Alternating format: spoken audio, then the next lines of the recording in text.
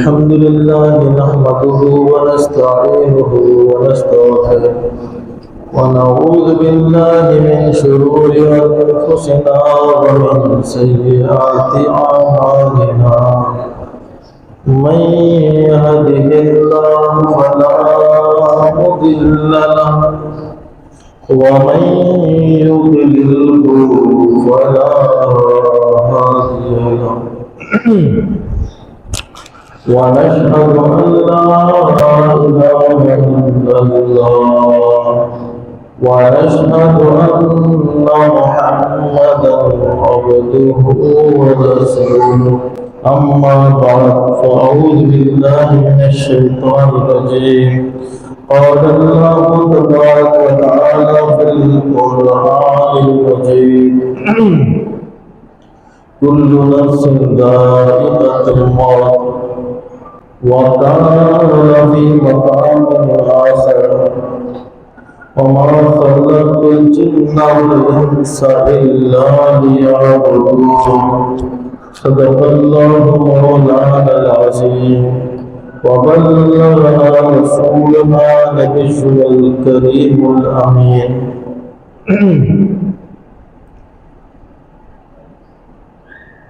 قابل احترام معزز نمازی حضرات، دوستوں، بزرگوں، السلام علیکم ورحمۃ اللہ وبرکاتہ۔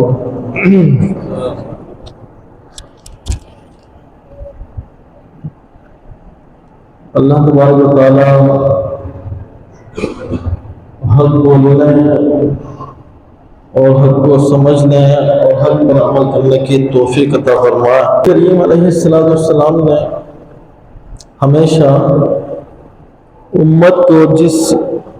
چیز کی تعلیم اور تربیت دی ہے وہ یہ ہے کہ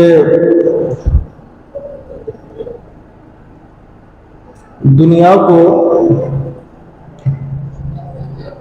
آخرت میں کامیابی کا ذریعہ بنائے اور دنیا سے جتنا ہو سکے دنیا سے کمائے اور آخرت کے لیے اس کو تیار کرے۔ پورا قرآن مجید حضور پاک علیہ السلام کی ساری حدیثیں ہیں تو اسی بات کو بتاتی ہیں۔ جیسے حدیث پاک ہے،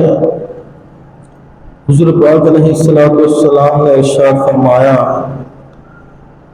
ان اللہ لا ينظر الى اجسامکم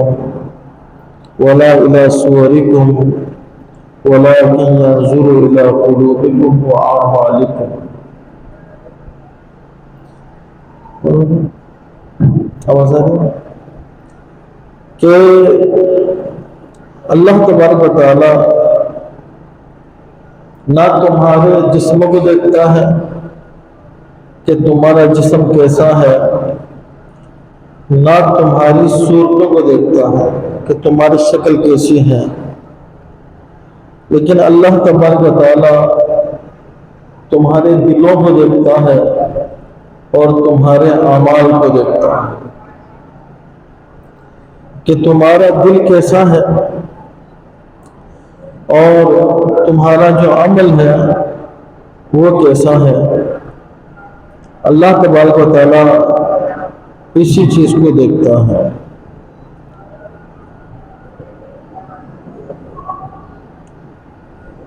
اور اللہ پاک نے بھی قرآن مجید میں اسی بات کو بیان فرمایا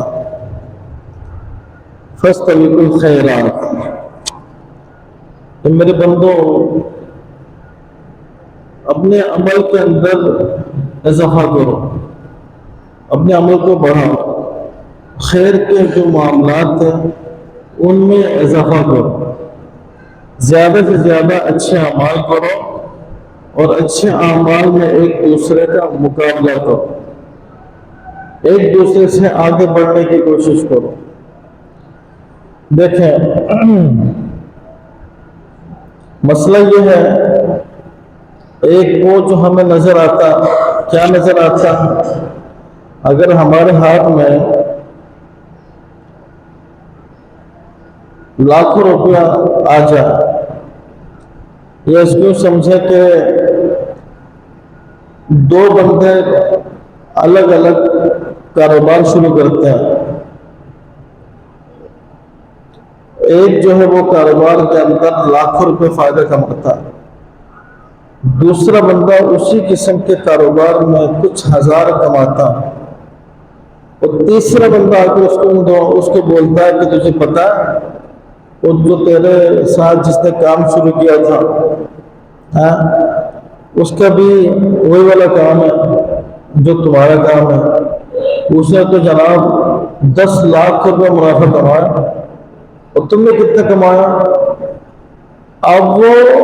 یہ نہیں کہے گا میں نے اتنے ہزار کمائے، بلکہ وہ فوراً یہ جو ریئیکشن دے گا، وہ جو رد عمل کا اظہار کرے گا، وہ اس کی بات کا جواب نہیں دے گا، بلکہ یہ کہے گا نہیں ہاں اسے 10 لاکھ کما لیا، نہیں تم ایسے بول رہو۔ اب اس کے اندر لالچ بڑھ جاتا ہے، پھر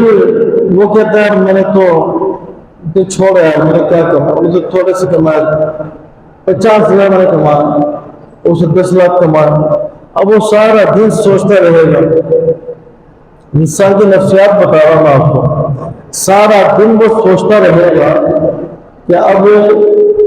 میں کس طرح سے اس کام کو کروں، یار اس طریقے سے اتنا زیادہ کما لیا، کام تو ایک ہی جیسا، اچھے اس کو پارٹی سے مل گئی ہے، اسے مال اچھے ریٹ پر دے دیے، مجھے پارٹی نہیں ملی، اب میں بھی اس بندے کے پاس جاؤں گا جس کو اس نے مال بیچا، اس کو میں کوشش کروں گا کہ اپنی طرف کروں، یا اس طرح کا میں اور کوئی بندہ تلاش کروں۔ اب وہ پوری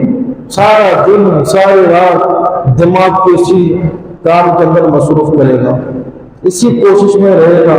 کہ جو وہ کما رہا ہے میں اس سے زیادہ کما کر دکھاؤں گا۔ سمجھدار ہے تو کوشش کرے گا، کما بھی دے گا۔ یہ دنیا ہے۔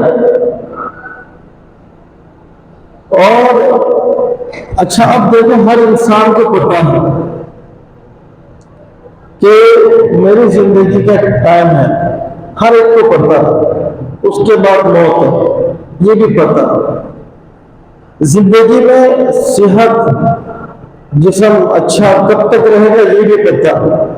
کب تک اس کو کھانا بھی اچھا لگے گا، کب تک گاڑی اچھی لگے گی، کب تک مکان اچھا لگے گا، کب تک پیسہ اچھا لگے گا، اس کو یہ بھی پتا کہ ٹائم آتا ہے جب کھانے میں اچھا نہیں لگتا، جب بستر پر وہ گر جاتا ہے بیماری کی وجہ سے، مکان میں جو ہے سونا بھی لگا ہوا ہو اس کو اچھا نہیں لگتا، پیسے کی تجوریاں بھری پڑی ہوں اس کو کچھ بھی اچھا نہیں لگتا، اور وہ ایک ایسا بندہ جو غریب ہوتا ہے، جو غریب ہے، جو چند 100 روپیہ دن میں کماتا، جب اس کو دیکھتا ہے کہ وہ اس کے سامنے روٹی کھا رہا، چبا رہا، نگل رہا، چاول کھا رہا، چبا رہا، نگل رہا، اور یہ پیسے والا بندہ بستر پر پڑا ہے، اس کے پاس طاقت نہیں، وہ اس مزدور غریب آدمی کو اس کھانے کی طاقت کو دیکھ کر وہ پچھتاتا ہے کہ بس میرے میں کاش اتنی سی طاقت آیا تو میں کچھ کھا رہا ہوں، جب بیماری کی وجہ سے کچھ نہیں کھا پاتا۔ تو پھر بھی انسان جو ہے وہ اس کے پیچھے بھاگتا کہ کس کو نظر آتا، وہ اس دنیا کو، اس پیسے کو وہ خوشی کا ذریعہ سمجھتا ہے، اس کو وہ ہوتا بھی ہے، اگر اس کے پاس بہت پیسہ آ گیا وہ دنیا میں جس جگہ جانا چاہے جا سکتا ہے، جو لینا چاہے لے سکتا ہے، جو پہن سکتا وہ پہننا چاہے وہ پہن سکتا ہے، ہر چیز اس کی طاقت اور قدرت کے اندر آ جاتی ہے، تو اس لیے بندہ دنیا میں ایک دوسرے کا مقابلہ کر رہا ہوتا ہے۔ اور جو آخرت ہے، مرنے کے بعد کا جو معاملہ، یہ پتہ تو سب کو ہے، پتہ سب کو ہے کہ قبر میں کیا ہوگا، تو کون سی چیز کام آئے گی، لیکن اب اگر اس کے سامنے جیسا بندہ ہے، دنیا دار آدمی ہے، اربوں خربوں پتی بندہ ہے، بہت پیسہ کما لیا، اس کے سامنے غریب فقیر آدمی آ جائے، وہ اس کے برابر میں اگر بیٹھ جائے، اور دوسرا اس کے پاس ایک اور بندہ آ جائے جو پیسے والا بندہ اس کے پاس کوئی کاروبار کی بات کرنے کے لیے آیا، تو اس سے اگر کہا جائے کہ جناب سیٹھ یہ جو بندہ آنا یہ ماشاءاللہ بڑا نمازی بندہ اور روزہ بھی رکھتا ہے، بڑا شریف آدمی ہے، نیک آدمی ہے، سنے گا کہنا ماشاءاللہ اچھی بات ہے، اچھی بات ہے، اچھا یہ تو ہے سیٹھ یہ بندہ بہت بڑا بزنس مین ہے، یا آپ سے کاروبار کی بات کرنے کے لیے آیا، اچھا جی بولیے آپ کا کون سا کام ہے، کس طرح کا کام ہے، وہ بندے کو بیٹھا ہوا اس کی طرف اس کی توجہ نہیں، اس کا لالچ جو جاگے گا وہ اس کی طرف جاگے گا جو دنیا دار ہے، جس کے پاس دنیا کی دولت ہے، دنیا کا پیسہ۔ فرق کیا دونوں میں؟ ایک بندہ لے کر بیٹھا ہوا آخرت کا خزانہ، نماز کا خزانہ، روزے کا خزانہ، قرآن مجید کی تلاوت کا خزانہ، نیکیوں کی دولت اس کے پاس موجود ہے، لیکن اس کا لالچ وہاں نہیں جاگ رہا، اس کا لالچ وہاں نہیں ہے، اور اسی کے ساتھ دوسرا جو بندہ بیٹھا ہوا ہے جو نماز کیوں نہیں پڑھتا لیکن بہت بڑا کاروباری آدمی ہے، وہ اس کو کاروباری فائدہ پہنچا سکتا ہے، اس کا جو لالچ ہے وہ اس کی طرف ہو جاتا ہے، اور وہ بہت جلدی کرتا ہے، کوشش کرتا ہے کہ جلدی سے اس کے سامنے بات کرو کہ پارٹی میں ہاتھ نہ نکل جائے، کہ پارٹی چلی جائے گی، اگر میں اس بندے سے باتوں میں لگ گیا اس کو دے کے ہاتھ سے چلا جائے گا، میرا کاروبار خراب ہو جائے گا، اور اس کا لالچ فوراً اسی کی طرف متوجہ ہو جاتا ہے، حالانکہ پتہ ہے یہ سب کچھ دنیا میں ہے اور دنیا میں ہو جائے گا۔ وہ جو لالچ آخرت کا ہے وہ کیوں پیدا نہیں ہوتا؟ اس کے دل میں وہ جلدی کرنے کا شوق کو پیدا نہیں ہوتا۔ یہ ایک وہ بنیادی سوال ہے جو ہر ایک مسلمان کے دل میں ہونا بھی چاہیے، اور اس کا جواب اس کو تلاش بھی کرنا چاہیے کہ دو بندے بیٹھے ہیں، ایک نیک آدمی ہے، ذہن اس کی طرف نہیں جا رکھتے، اس سے فوراً پوچھے کہ ماشاءاللہ یہ بتایا کہ آپ کے اندر نماز کی عادت کیسے پیدا ہو گئی، آپ کے اندر قرآن مجید کی عادت کیسے پیدا ہو گئی ہے، آپ کیسے مسجد میں گھنٹے بیٹھ سکتے ہیں، آپ کیسے قرآن مجید کو لے کر ایک گھنٹے تک بیٹھ سکتے ہیں، وہ جو سوال اس سے نہیں کرے گا وہ اس سے سوال کرے گا کہ ایک بتا کون سا مال آپ کو چاہیے، کتنا مال آپ کو چاہیے۔ اب اس کا کاروبار اگر ایسا ہے کہ وہ کچھ مال دے سکتا اور اس کی بیمار جو ہے وہ ڈبل کیپٹل اس کی ڈیمانڈ ہو کہ مجھے 3 گنا زیادہ مال چاہیے، آپ کو نہیں دے سکتے، سے کمانے کے لیے میرا کام ہے، دن رات کوشش کرے گا، سارا سوال، سارا لالچ، ساری توجہ، ساری باتیں دنیا کے بارے میں کرے گا۔ وہ اگر دیکھتے سے دیکھتا رہے گا، وہ بندہ کاروباری بندہ سمجھے گا میرے کام کا بندہ نہیں ہے۔ ایسا کیوں ہوتا ہے؟ اس کی کیا وجہ ہے؟ اس کی وجہ صرف اور صرف ایک ہے، صرف ایک وجہ ہے کہ اللہ تبارک و تعالیٰ نے اس بندے کو اس چیز کے لیے منتخب نہیں کیا۔ اللہ تعالیٰ نے اس بندے کو اس کی توفیق نہیں دی۔ جب توفیق نہیں ہوگی تو بندے کے اندر لالچ بھی نہیں ہوگا، اس کے اندر لالچ پیدا نہیں ہوگا، وہ دنیا کا حریص رہ جائے گا۔ حضرت امام جنید بغدادی رضی اللہ تعالیٰ عنہ بہت بڑا اللہ کے ولی تھے۔ یہی سوال ان کے ایک شیخ نے، ایک بزرگ نے اللہ تعالیٰ سے کیا عالم مراقبے میں۔ اللہ کے بندوں کا ایک کام ہوتا ہے کہ وہ خاص توجہ کرتے ہیں اور پھر وہ اللہ تعالیٰ سے ڈائریکٹ بات کرتے ہیں، اللہ سے۔ حضور پاک علیہ السلام کی حدیث پاک ہے کہ اللہ تعالیٰ نے اپنے خاص بندوں کو تمہارے جو عام لوگ ان میں چھپا کے رکھا ہے، اور اللہ کے ایسے بھی خاص بندے ہیں کہ وہ اتنے غریبی کی حالت میں ہوتے ہیں کہ تم ان کو اپنے گھر کے دروازے پر بٹھانا پسند نہیں کرو گے. اگر تمہارے گھر کے دروازے پر بیٹھ جائے تمہیں برا لگے گا, تم انہیں پسند نہیں کرو گے. لیکن ان کی طاقت اور پاور ایسی ہوتی ہے اور اللہ سے ان کا تعلق ایسا ہوتا ہے کہ وہ اگر کسی بات کے اوپر اللہ کی ذات سے وہ سوال کرے اور اللہ کے آگے قسم اٹھانا, یا اللہ تیری ذات کی قسم, یا اللہ تیری قسم تو یہ کام کر دے, تو اللہ تبارک و تعالیٰ اس کی قسم کو پورا فرما دیتا ہے.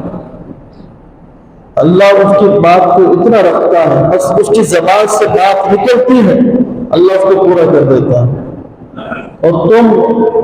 اس بندے کو اپنے قریب بٹھانا پسند نہیں کرو گے, لیکن وہ اللہ کے بارگاہ میں اتنا زیادہ مقبول پسندیدہ ہوتا ہے کہ وہ اللہ سے جو مانگتا ہے, اللہ سے جو کہتا ہے, اللہ وہ پورا کر دیتا ہے. تو حضرت جنید بغدادی رضی اللہ عنہ کے جو شیخ تھے, انہوں نے اللہ سے پوچھا, اے اللہ تیرے اتنے سارے بندے ہیں, لیکن جن کے دلوں میں تیری محبت ہے, جن کے دلوں میں تیری محبت کا نور ہے, جن کے دلوں میں تیری عبادت کا لالچ ہے, جن کے دلوں کے اندر تیری عبادت کا حرص ہے, تمنا ہے, آرزو ہے, یا اللہ کو تھوڑے کیوں ہیں؟ اتنے سارے لوگ ہیں,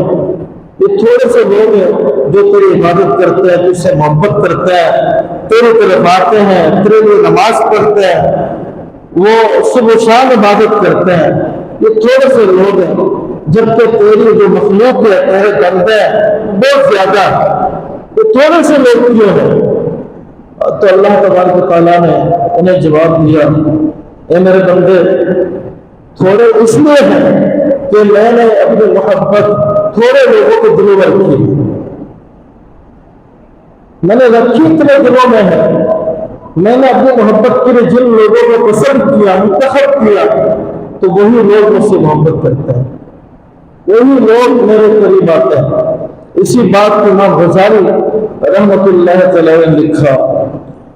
اچھا اب آپ کہیں گے ایک سوال آ سکتا ہے کہ اچھا اگر ایسا ہے تو پھر اس امیر آدمی کا قصور کیا ہے, اس دنیا دار کا کیا قصور ہے؟ اگر اس کے دل میں عبادت کا لالچ نہیں ہے تو اس میں بھی ہے نا کہ اللہ تعالیٰ نے جو ہے اس کو دل میں رکھا ہی, جب رکھا نہیں ہے توفیق نہیں ہے تو اس کا کیا قصور ہے؟ وہ جو نماز پڑھتا ہے, نمازی ہے, روزے دار ہے, عبادت گزار ہے, اس کی دل میں اللہ نے لالچ رکھا ہے تو اس لیے عبادت کرتا, تو اس کا کیا کمال ہے؟ جو عبادت نہیں کر رہا اس کا قصور کیا ہے؟ کیونکہ اللہ کی توفیق نہیں دی اس کو. تو اس کا جواب امام غزالی علیہ الرحمہ نے احیاء العلوم میں دیا کہ فرماتے ہیں کہ جو شخص اللہ کی عبادت سے دور ہٹتا چلا جاتا ہے,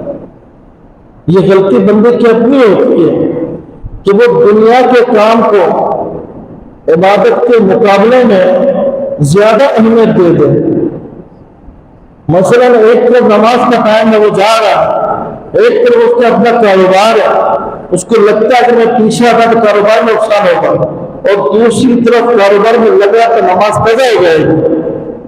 کشمکش مار گیا نا بندہ, امتحان مار گیا. تو اللہ فرماتا ہے جو میرے پیارے بندے ہیں نا, انہیں اولاد کی محبت, انہیں دنیا کی تجارت, دنیا کا کاروبار جو ہے میرے ذکر سے دور نہیں کرتا. کتنا ہی نقصان کیوں نہ ہو, وہ میرے ذکر سے دور نہیں ہوں گے, میری عبادت سے دور نہیں ہوں گے. تو وہ کیا کرے گا؟ اگر بندہ نیک ہوا وہ کہے گا اس کاروبار میں اگر میرا سارا کاروبار ڈوب جاتا ہے تو ڈوب جائے, لیکن میں نماز ہی چھوڑوں گا, نماز کی قضا نہیں کروں گا, لہٰذا کاروبار کو چھوڑ کر نماز کے لیے چلا جاتا ہے, نماز کے لیے چلا جاتا ہے. تو آپ کا کیا خیال ہے؟ آپ کا کیا خیال ہے جب بندے نے اس چیز کو پسند کر لیا جو اللہ کو پسند ہے, جو اللہ کو پسند ہے, بندے نے اس کو پسند کیا تو اس کی وجہ سے اپنی پسند کو چھوڑ دیا, دنیا کو چھوڑ دیا تو آپ کا کیا خیال ہے کہ کیا اللہ تبارک و تعالیٰ اس کو نقصان دے گا؟ کیا اس کا کاروبار تباہ ہوگا؟ یہ تو ایک امتحان تھا اس کے لیے، اس میں وہ کامیاب ہو گیا تو اللہ تعالیٰ پھر اس کو دنیا میں عطا فرمائے گا، اور نماز کی جو محبت تھی نا اس محبت کو اور بڑھا دے گا، اس میں اور اضافہ کر دے گا۔ تو امام غزالی یہ فرماتے ہیں کہ جب بندہ اپنی دنیا کی خاطر نیکیوں کو آہستہ آہستہ چھوڑتا ہے، آہستہ آہستہ، چلو اس کو بعد میں کر لیں گے، یہ پھر کر لیں گے، نماز پھر پڑھ لیں گے، قرآن مجید بعد میں پڑھ لیں گے، وہ جب آہستہ آہستہ اس کو چھوڑتا جاتا ہے، جب وہ دنیا کی طرف آنا شروع کر دیتا ہے اور آخرت کو وہ چھوڑنا شروع کرتا ہے، تو پھر ایک مرحلہ، ایک موقع ایسا آتا ہے جب اللہ نے اس کو موقع دیا تھا عبادت کرنے کا، اس نے عبادت نہیں کی، دنیا کو اختیار کرنا شروع کیا۔ اب جب دنیا میں الجھ جاتا ہے، دنیا میں زیادہ مصروف ہو جاتا ہے، تو امام غزالی فرماتے ہیں کہ اللہ تبارک و تعالیٰ پھر اس سے ناراض ہو جاتا ہے، اللہ اس سے ناراض ہو جاتا ہے۔ اور اللہ کی ناراضگی کس طرح کی ہوتی ہے؟ فرماتے ہیں کہ اللہ تعالیٰ اس کو دنیا کے اندر، حرص کے اندر، لالچ کے اندر، دنیا کی امیدوں کے اندر اللہ اس کو اتنا مصروف کر دیتا ہے، اتنا مصروف کر دیتا ہے کہ اس کے پاس عبادت کے ٹائم نہیں ہوگا۔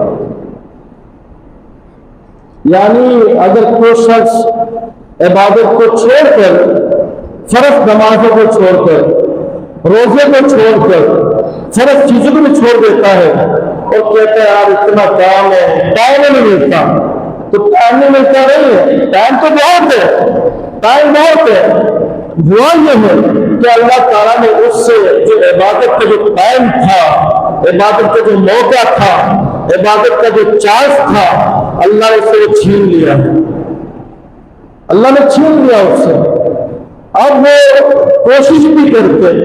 اس کے سامنے 10 عالم بھی جائیں، چلے جائیں اور اس کو سمجھانے شروع کر دیں، اس کو نماز کی فضیلت بتائے، اسے استحلال کی فضیلت بتائے، اسے اللہ کے ذکر کی فضیلت بتائے، وہ باری باری 10 بندوں سے سنتا رہے گا، لیکن ایک لمحے کے لیے بھی وہ دنیا کو چھوڑ کر نیکی کی طرف نہیں آئے گا، کیونکہ اللہ تعالیٰ نے اس کو مصروفیات کی جو ناراضگی ہے اور مصروفیات کا جو ایک طرح سے جو عذاب ہے، اللہ نے اس بندے کو اس کے اندر ڈال دیا، اس میں گرفتار کر دیا، اب وہ چاہ کر بھی واپس نہیں آ سکتا۔ اسی لیے حضرت عمر فاروق اعظم رضی اللہ تعالیٰ عنہ فرمایا کہ انسان گناہوں سے بچے، اور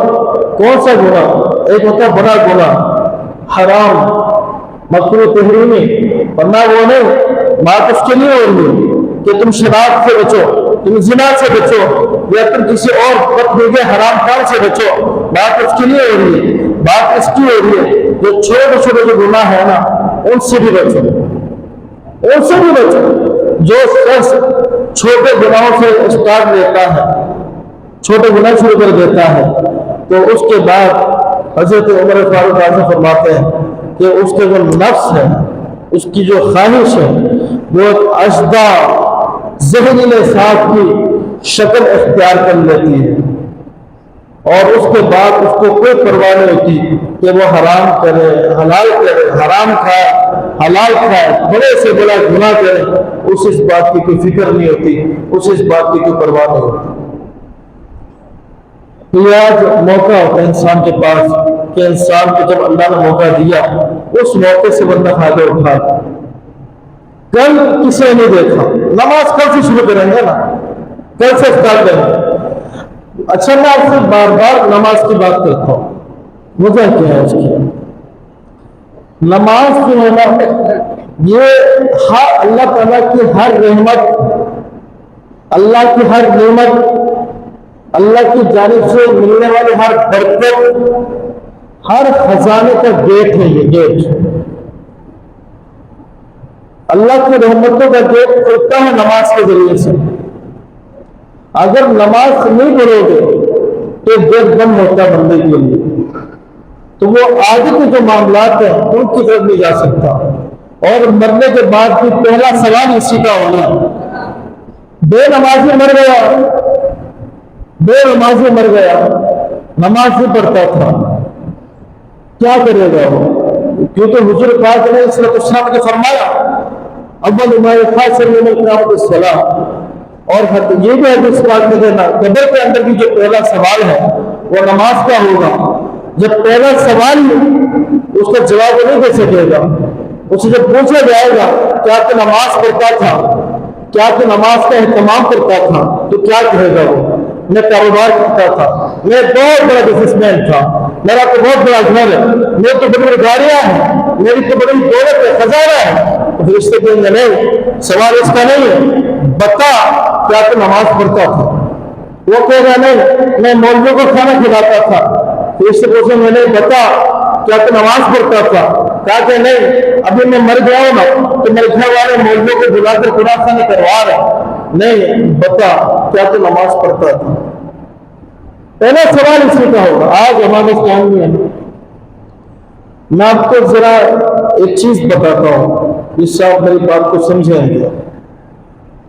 جب انسان مر جاتا، اچانک کسی کے گھر میں انتقال ہو جاتا، تو کیا ہوتا ہے کہ محلے کے لوگ سارے آ جاتے ہیں، باری باری عورتیں جا رہی، مرد جا رہے، لائن لگی ہوئی ہے، گھر کے باہر کنات لگی ہوئی ہے کہ جی فلاں کا انتقال ہو گیا۔ ہر بندے کا چہرہ اترا ہوا، افسردہ، پریشان ہے، دیکھ دیکھ کر جا رہے ہیں، دیکھ دیکھ کر جا رہے ہیں،